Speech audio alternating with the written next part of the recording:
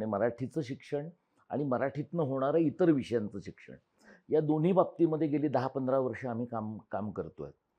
मराठीतनं सर्व सामाजिक शास्त्रांचं आणि विज्ञानाचं सुद्धा शिक्षण मिळावं, अशा प्रकारचा प्रयत्न स्वातंत्र्यानंतर भारतातही झाला आणि महाराष्ट्रातही झाला.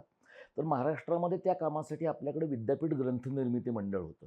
म्हणजे जवळपास राज्याच्या स्थापनेपासून 95 सालापर्यंत अगदी सुरेंद्र बारलिंग यांसारखा अत्यंत तज्ज्ञ माणूस या विद्यापीठ ग्रंथनिर्मिती मंडळावर होता आणि यशवंतराव चव्हाणांनी फार आग्रहपूर्वक इंग्रजीतलं आणि इतर भाषांमधलं सुद्धा साहित्य त्या भाषेतनं इंग्रजीत, मग इंग्रजीतनं मराठीत, काही अनुवादित तर काही नवलेखन, असं विद्यापीठांच्या जेव्हा कधी विद्यापीठाच्या पातळीवर तो विषय मराठीतनं शिकवायची वेळ येईल, त्यावेळेला संदर्भ साहित्य असावं अशासाठी ती यंत्रणा सुरू केली.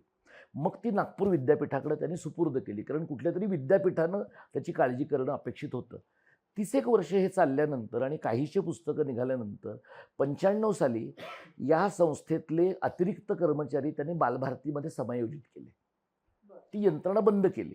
हे आम्हाला 2010-12ला कळलं. माहितीच्या अधिकारामध्ये आम्ही अर्ज टाकले की नेमकं विद्यापीठ ग्रंथनिर्मिती मंडळ कुठे गेलं. तर तेव्हा असं कळलं की ह्याचे कर्मचारी 95 साली संस्था बंद करून समायोजित करण्यात आलेले आहेत. 2020 साली आम्ही पुन्हा एकदा प्रयत्न करून पाहिला. तेव्हा जरा मोदी सरकारची दुसरी टर्म होती आणि भारतीय भाषांसाठी काहीतरी करावं अशा प्रकारचं म्हणणं त्यांचं शिक्षण मंत्रालय सांगत होतं.